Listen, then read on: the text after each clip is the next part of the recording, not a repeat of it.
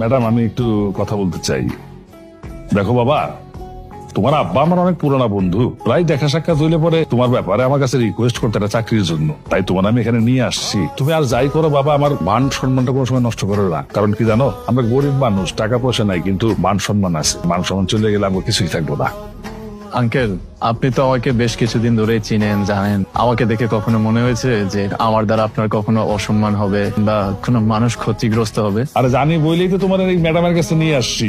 Uncle, আমি যতদিন সুস্থ আছি ততদিন আমার দ্বারা কোনো মানুষ কেন, কোনো জীবেরও ক্ষতি হবে না। ম্যাম, আমি তাহলে আজ আসি, কাল থেকে আসবো পড়াতে। হ্যাঁ অবশ্যই, ঠিক আছে। চা তো খেলে না?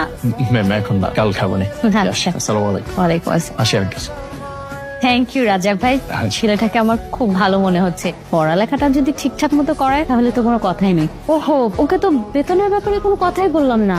আরে এটা কোনো সমস্যা হবে না ম্যাডাম, ওই যে ব্যাচেলার মানুষ মেসে থাকে, ইয়াং ছেলে, বেলা খাওয়া দাওয়া করবে, আপনি এটা বুঝে দিয়ে দেন না, বুঝে আপনি বলে দিয়ে, সমস্যা হবে না। আচ্ছা, কয়েক মাস আগে দেখি কেমন পড়ায়, 10,000 করে দিয়ে দেয়, কি বলেন? হ্যাঁ হ্যাঁ দিয়ে দেন, আপনি যা দিবেন তাই হবে। আমি আমি রাজি করে ফেলবো, সমস্যা নেই। ঠিক আছে। তাহলে ম্যাডাম আমি যাই, মামুনের নিয়ে আসি। ঠিক আছে, যান। তাও হ্যাঁ বলো। এই সাবিনা, আমার মামা আসবে বাসায়, কিছু কাগজপত্র দিতে আসবে, আমার ফিরতে রাত হবে। হ্যালো। কেমন আছো? তোমাদের বাড়ির সবাই কেমন আছে? আজকে আমার একটা চাকরি হলো, তোমাকে ধন্যবাদ দেওয়ার জন্য ফোনটা করলাম। আসলে সেদিন তুমি আর তোমার মা যদি আমাকে অপমান না করতা, তাহলে হয়তো আজকে চাকরিটা পাইতাম না। কি ব্যাপার, চুপ করে আছো কেন?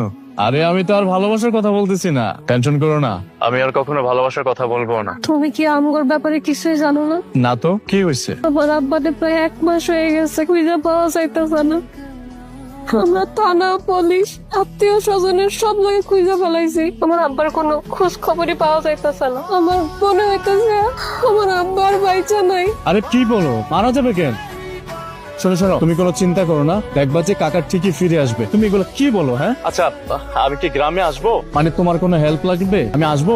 না না, তোমার আশা লাগবে না। তুমি যদি পারো তোমার আম্মার একটু কইলো, আমার আম্মা তোমার আম্মার কাছে কিছু টাকা পায়। এখন আমার কাছে 100 টাকায় অনেক টাকার সমান, পারলে এটা একটু দিতে বললো।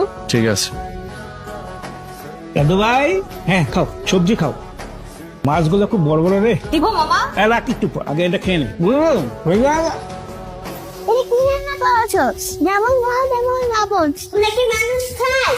কি রে, মা, পানি খাও, পানি খাও, দাঁড়া। এইটা তো এত লবণ, খাবো কেমনে? যেমন লবণ তেমন ঝাল।